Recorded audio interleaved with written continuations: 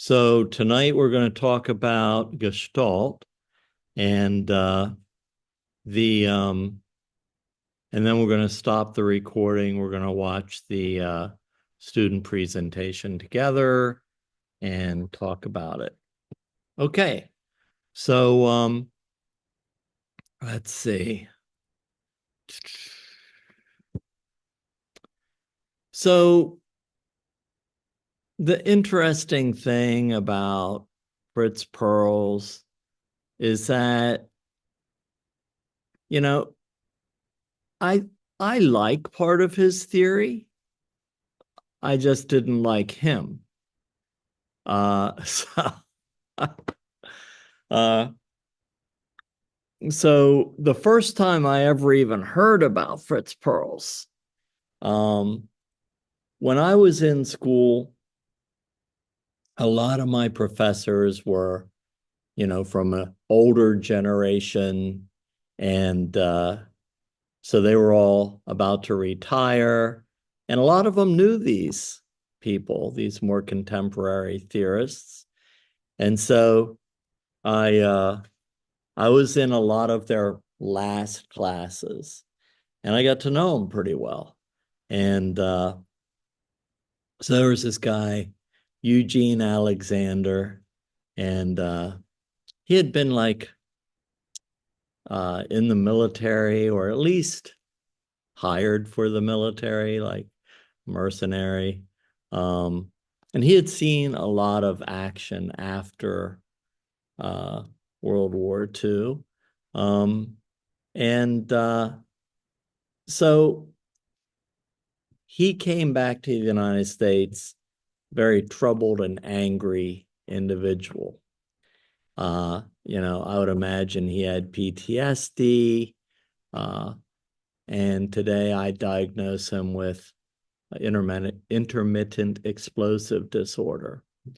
Um, but he went to counseling for years, and it really changed his life.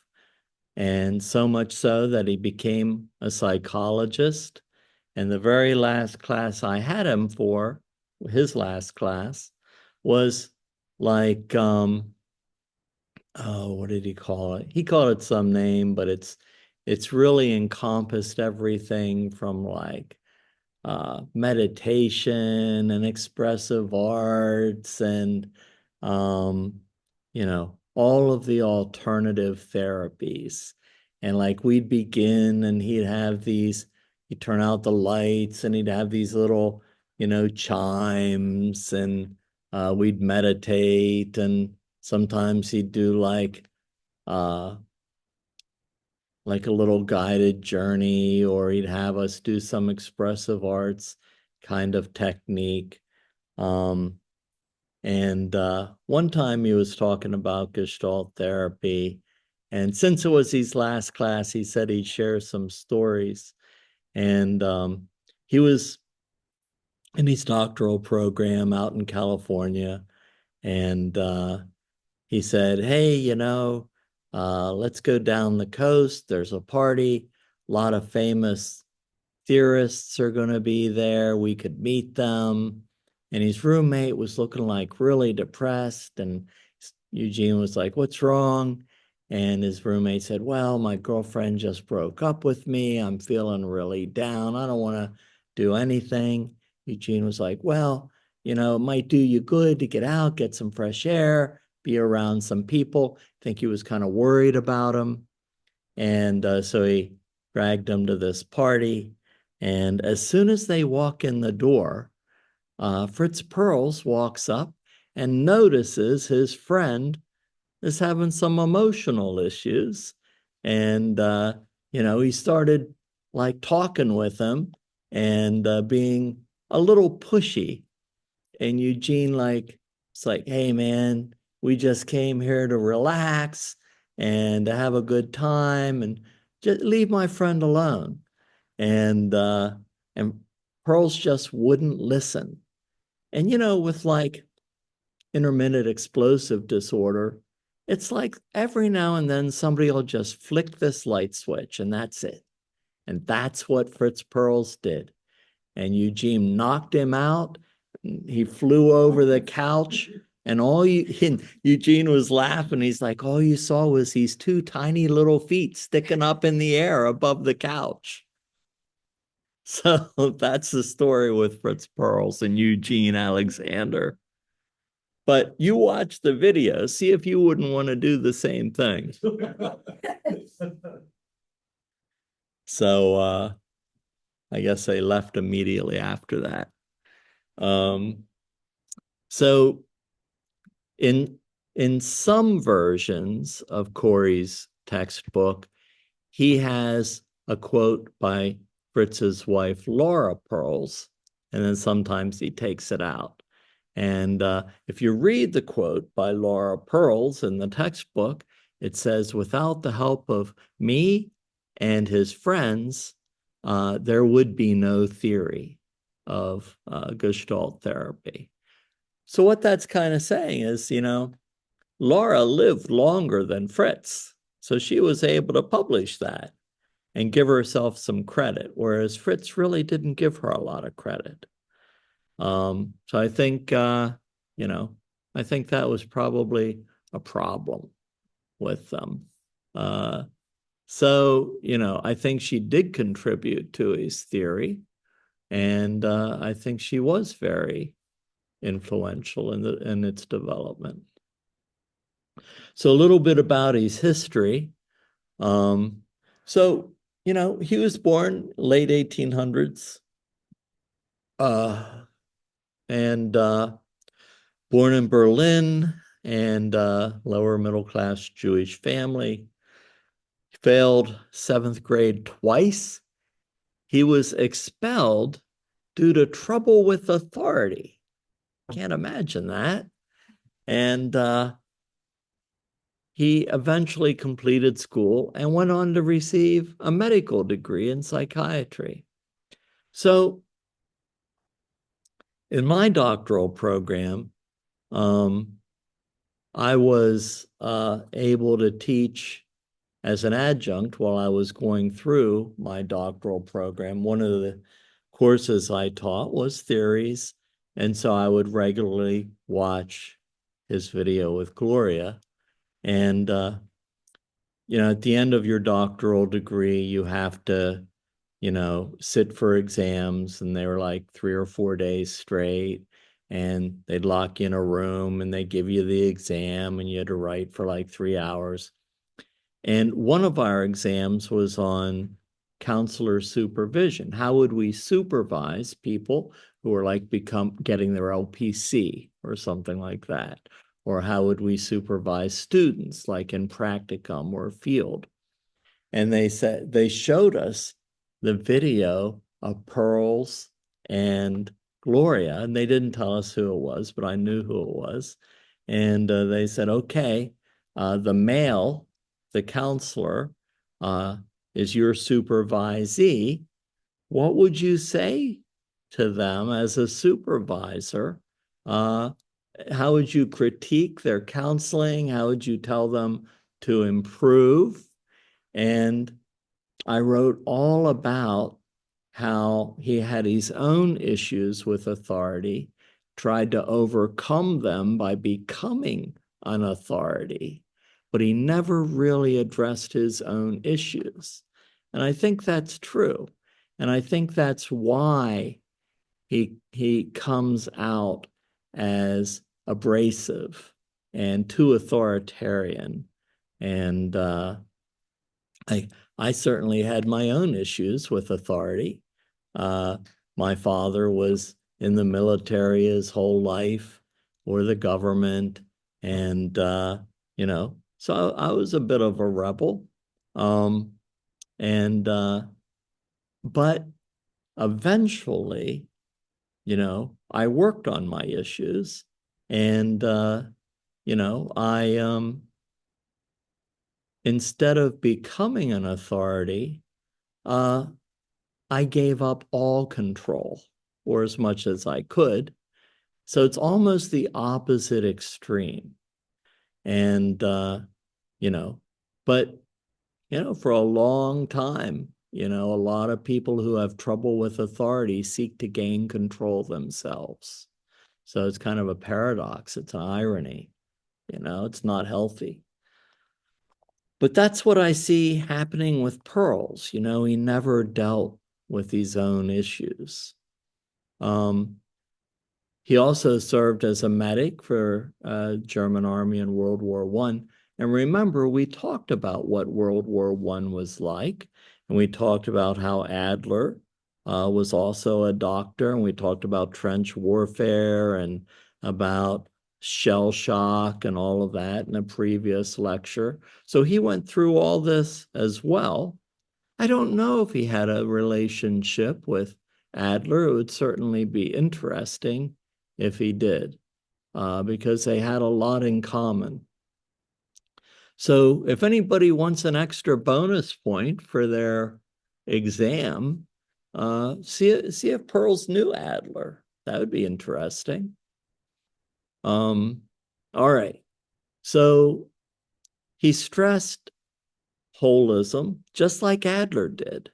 So remember, Adler had to figure out, is this person have brain damage, or does is it more like an emotional post-traumatic stress thing, or is it a combination of both? And you know, so Pearls wanted to stress holistic aspects of the personality as well, and of the human being.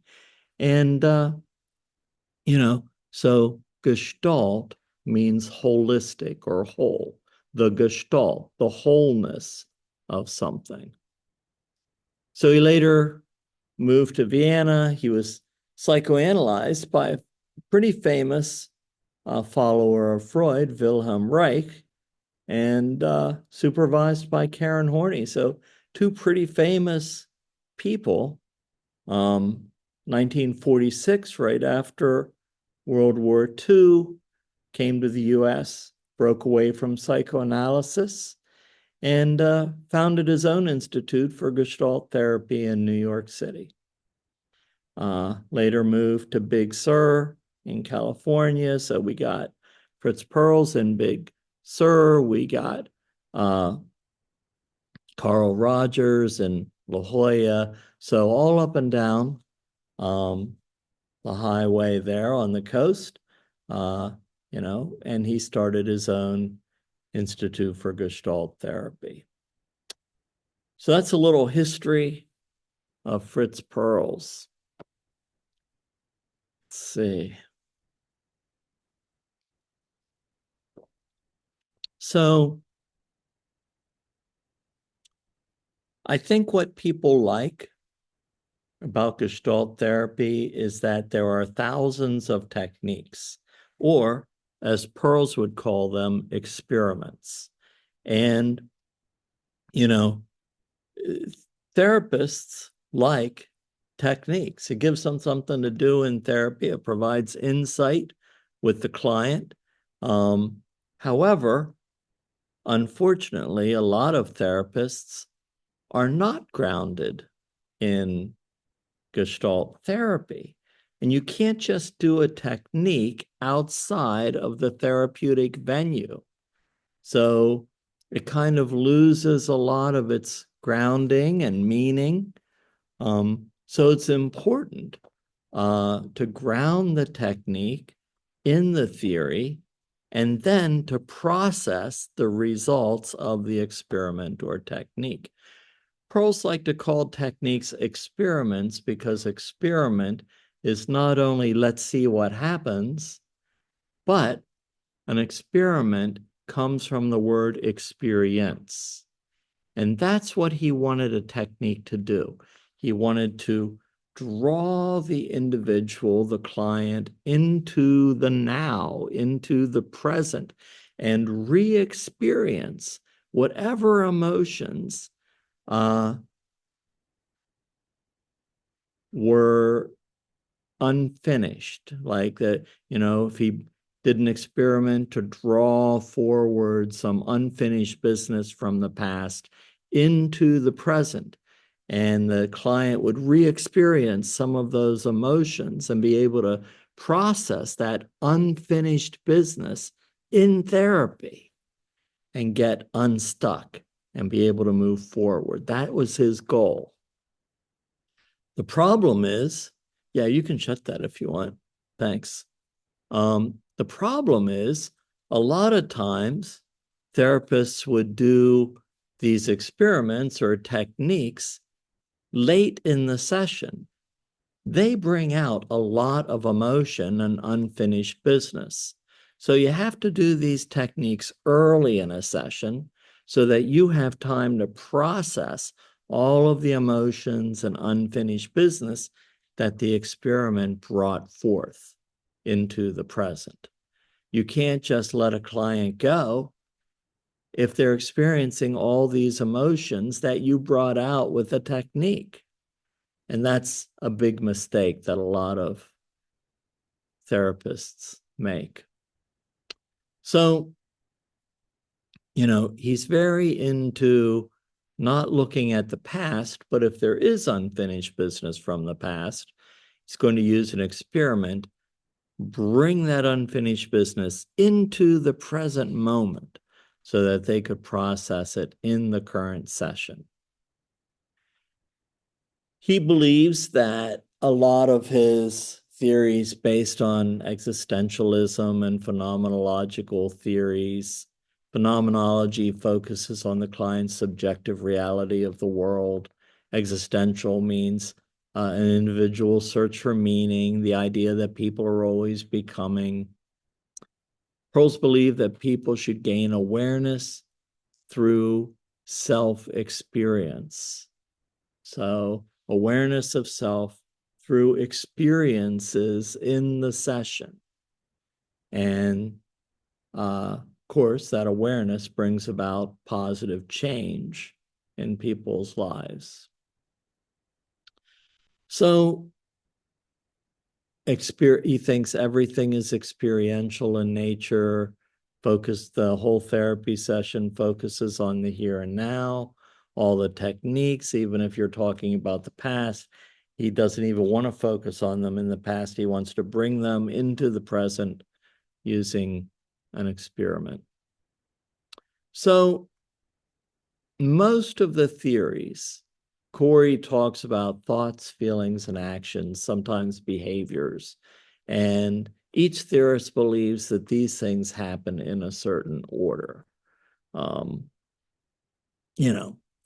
That's kind of nice. I just don't think it's so cut and dry. People like giving order to these things, and I don't think it is always orderly. He believed that sometimes people's behavior could be more important than the why of the behavior. So I'll tell clients this all the time, like if somebody is kind of not participating and they're sad or depressed or anxious, if they force themselves to smile and participate, I don't know, there's a much better chance that they will become involved in the present rather than focusing on the past and depression or the future and worries or anxiety. So if we can draw them into the present, you've got a good chance of alleviating a lot of depression and anxiety. So if you remember Carl Rogers' view of human nature and humanist philosophy, it's really that he believes every human being has positive potential if they're nurtured. So in contrast, because Fritz Perls is so phenomenological, his view of human nature was that clients are manipulative and try to avoid personal responsibility in their lives. So I don't know. I think it's true to some degree. Um, so he believes in, so I think Roger's idea of gentle confrontation is to point out incongruencies, whereas Pearl's in Gestalt theory, he believes confrontation is key in the therapeutic process for two reasons: to move the client to become more self-supporting. Okay, well, if we see Gloria, we know that she's not self-supporting emotionally, that she is reliant on other people. And second, to move the client to reintegrate disowned parts of their personality. So, for instance, you know, rather than being codependent, being independent. So, this is the confusing part of Gestalt therapy. And honestly, I wouldn't even teach it to you because people get it so confused on the exam. But the only reason I teach it is because it might be on like the comps or the NCE. Okay, so there are 4 Gestalt principles. None of them are techniques or experiments. Don't use them as techniques or experiments. You don't even need to talk about these on your exam. It's probably better if you didn't. So, but you need to know them and you need to understand them for the bigger picture. So, the first one is holism, which is, Gestalt.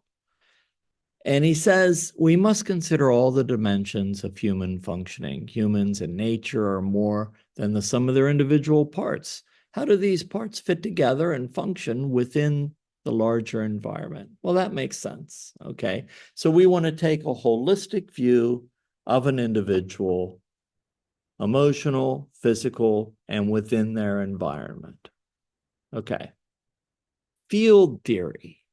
All right, field theory. An organism must be seen within the context of its ever-changing environment. Everything is related and in process. What is happening between the individual and his or her environment? So I think there's this reciprocal interaction between individuals and their environments. Individuals are affected by their environments, and then they react, and their environment is affected by the individual. So it may be positive, it may be negative. So, but we have to consider that. And he calls that field theory.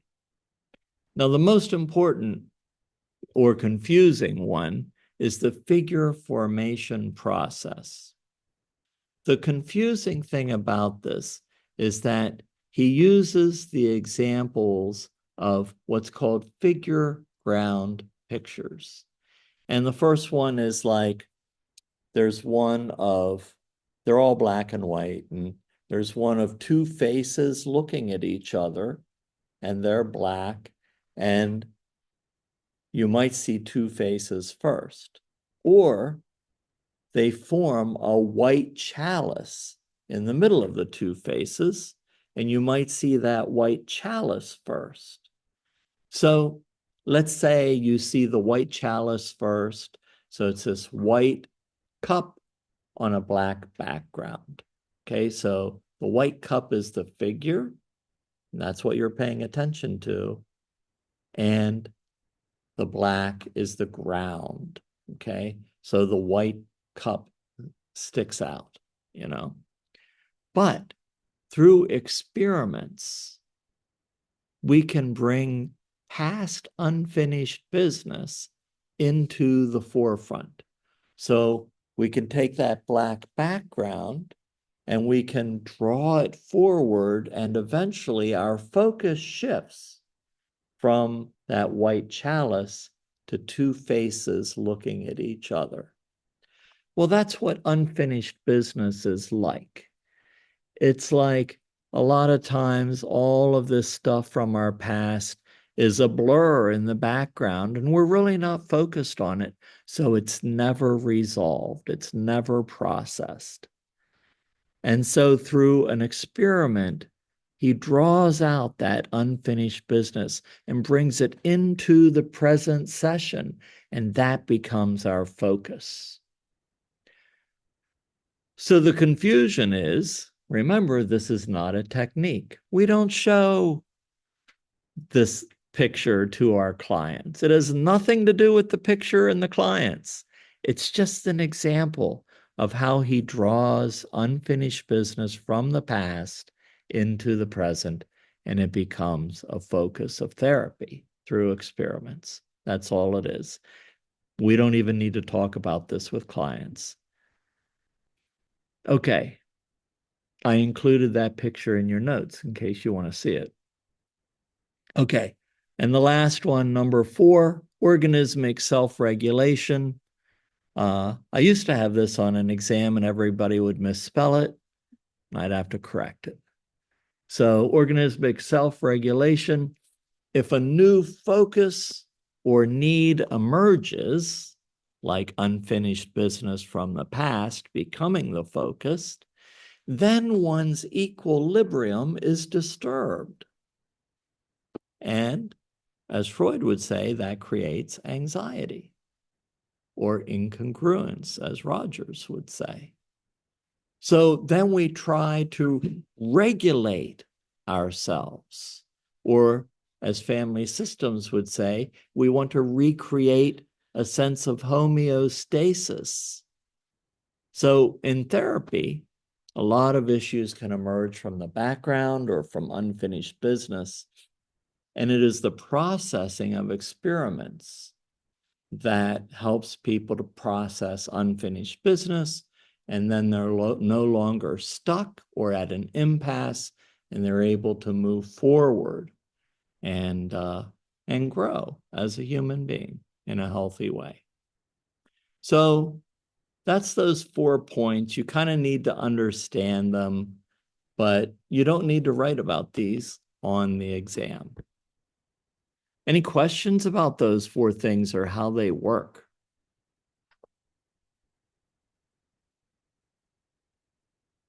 Yeah. How he brings unfinished business into the present. Yeah, that's it. Okay. So unfinished business, a term you should use. In order to deal with aspects of the past, they're brought in the present through experiments. So if you had a case, you would talk about using an experiment that brings unfinished business into the present, and you deal with it in the session, and you resolve it with the client so that they can move forward, so they're no longer stuck at an impasse in the past. Stuck point, getting stuck. An impasse is when a client believes he or she is no longer self-supporting. That's the deeper meaning. Sometimes trauma or an irrational belief occurs because something happens in our environment, in our family, in the way we're brought up, and trauma, whatever it might be, and we kind of get stuck and we're unable to move forward. All right. So the next thing is really what I believe the purpose of therapy is. And I think this is the best part of Fritz Perls' theory. And he looks at layers of our personality, and he sees it as peeling the layers of an onion. So let's say you buy an onion in a store, and it's got like that flaky brown skin around the outside. And even if you pick up the onion, it almost falls off because it's dead. You know, that's the outer layer. And he would see that as the outermost layer of our personality. It's the layer that the world sees. It's the layer we show the world. And so he would call that layer the phony layer. So the phony layer, he considers a layer where we're playing games. But it's more than just a game. It's it's what we believe or who we believe we need to be in order to be accepted by others and to avoid rejection. So, you know, I just remember, like, even in high school or middle school, if you walk in a cafeteria, and you look around at the different lunch tables, you'll see all different kinds of people sitting at each table. So you might see football players sitting at one table and cheerleaders sitting next to them. And, off in a corner, you might see, the rebels with black leather jackets, but they're all dressed the same. So they're not that rebellious, you know? And, where'd you get your leather jacket? You know? And, then you know, you might have, the chess players over here playing chess. And so all different cliques or all different groups of people. And, if you want to sit at one of those tables, you're probably going to have to change, unless that's your authentic self in some way in order to fit in. And if we look at those tables a little more deeply, I don't know if every football player wanted to be a football player. Maybe they grew up that way, watching a couple football games a week and having parents cheering and waving yellow towels and, encouraging children to play football from a very young age or whatever it might be. And the greatest acceptance that child felt is when they did well in a game. Could be, the same thing. And I'm not just picking on athletes, it could be anything. It could be a household that valued academics.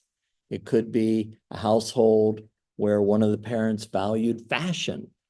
It could be so many different things. Could be hunting, could be anything, but it's whatever was valued, and children want to meet parents' expectations so that they feel loved and accepted. Um, and so these perpetuate generation after generation. And yet, we never find out who we truly are. We might be nothing like that, but we've never really been encouraged to explore anything else.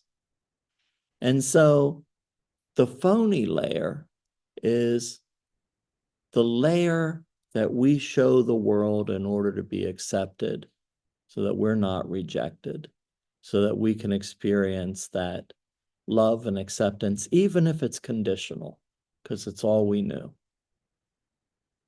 So once we realize what we're doing, and I have a little therapeutic technique I use with clients sometimes. I have two masks, and they have holes for eyes. They're just a blank sheet of paper, but they're in the shape of a head. And on one mask, they draw who they show the world, and on the other one, it's parts of themselves they don't share, dreams that they don't share, things they never acted upon because they were afraid that they wouldn't be accepted. Um, could be sexual orientation. It could be, you know, something in a career that they never thought would be accepted.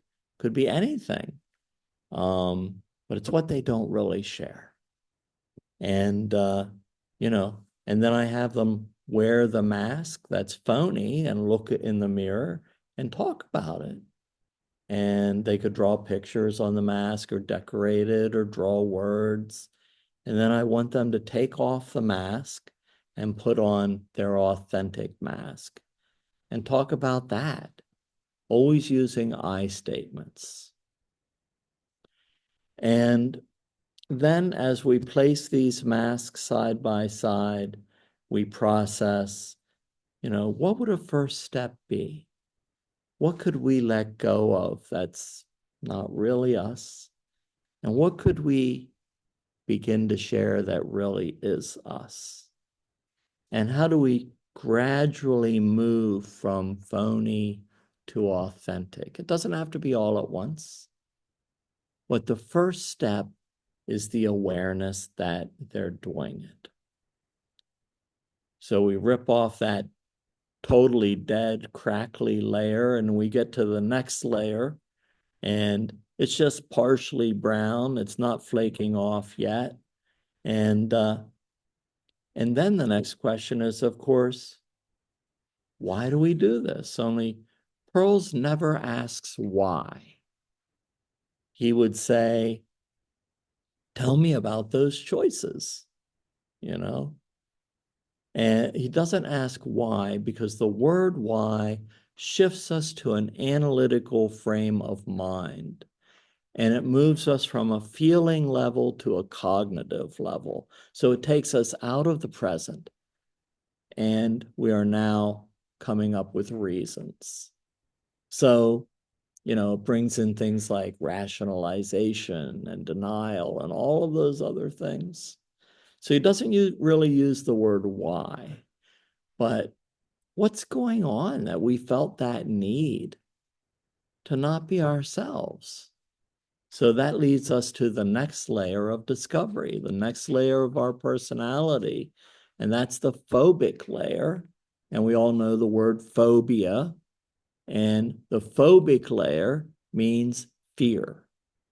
What are we afraid of? Well, we do all these things so we'll be accepted. That's the phony. The phobic is we're not ourselves because we fear rejection. So that's the deeper level to that. That's the reason we are no longer genuine. Fear of rejection. Fear of not meeting other people's expectations or conditions in order to be loved. And so the client realizes this. And I wonder where all this started. Like, where did we get these messages and that we weren't accepted for who we are? Where did the impasse begin? Where did we get stuck? Where did we change in our lives? And so we explore the impasse. It's the point of stuckness in our maturation process when we shifted from our true selves to a less genuine self. We lost our way. We lost ourself. And so we begin to unpack what happened to create that impasse, what happened to build that wall. Once we realize that and we gain these awarenesses, the next step is choice. So awareness leads to choice, which leads to change.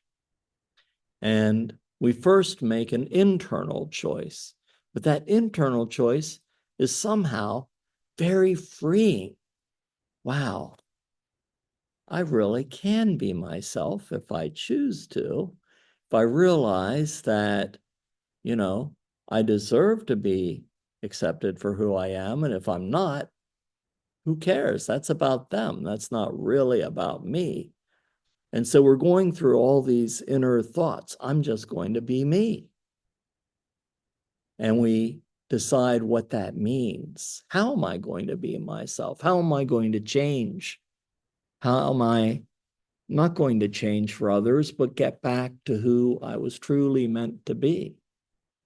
And so we get very excited internally. And then the very last stage is explosive. We begin to live. So becoming alive and energized as a genuine person for who we truly are. So as we move through therapy, this could take months, but hopefully you'll make it through 2 or 3 of these on your exam in one session. So let's see. Questions about the layers of the personality. What was the impasse about again? That's where we got stuck. It's actually already written down for you. So used to taking notes. All right.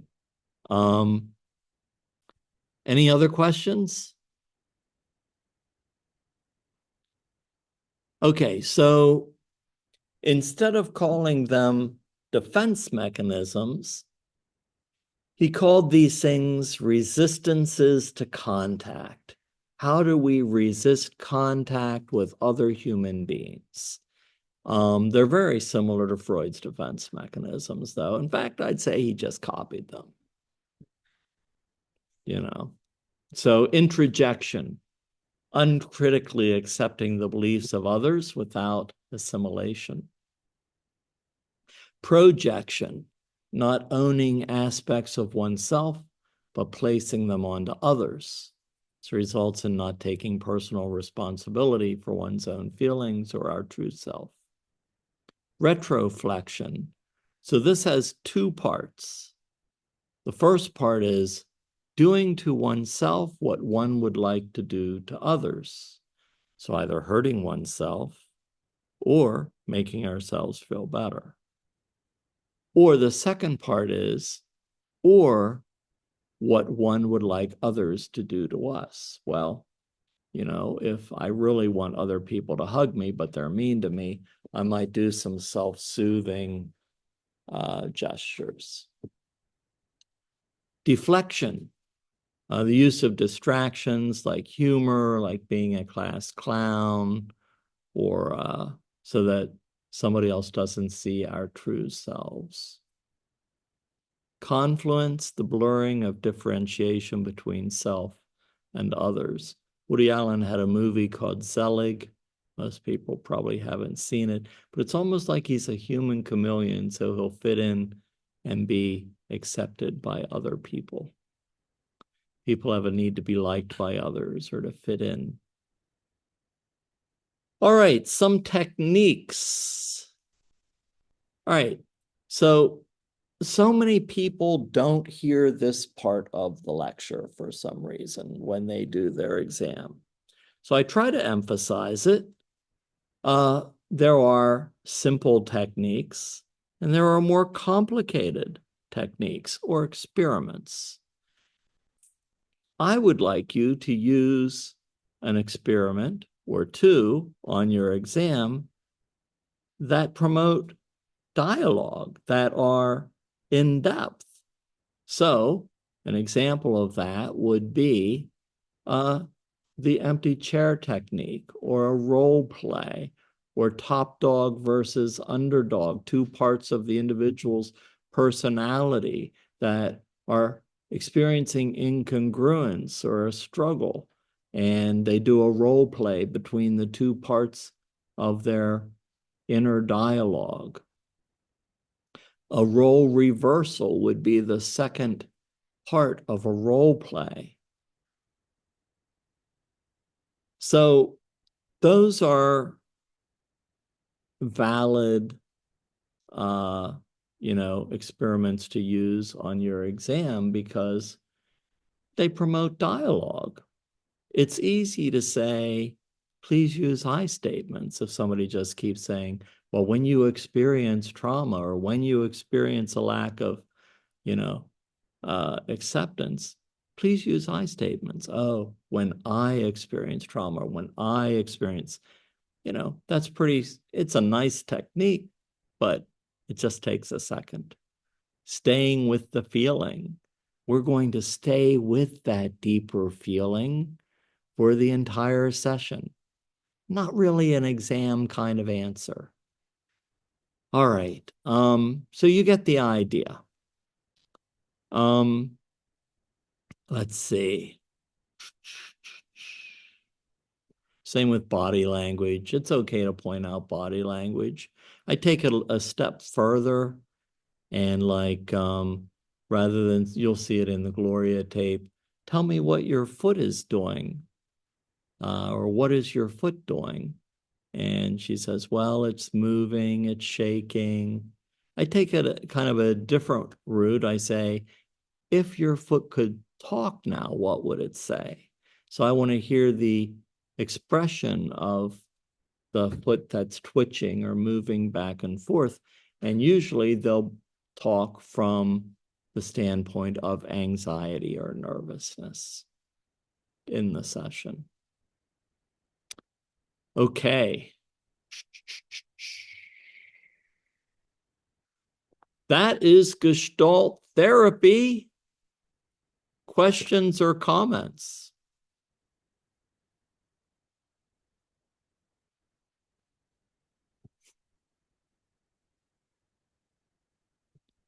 All right, we're going to take a little 10-minute break, come back at quarter after, and we're going to watch our student video. I'm going to exit this and get on a different computer.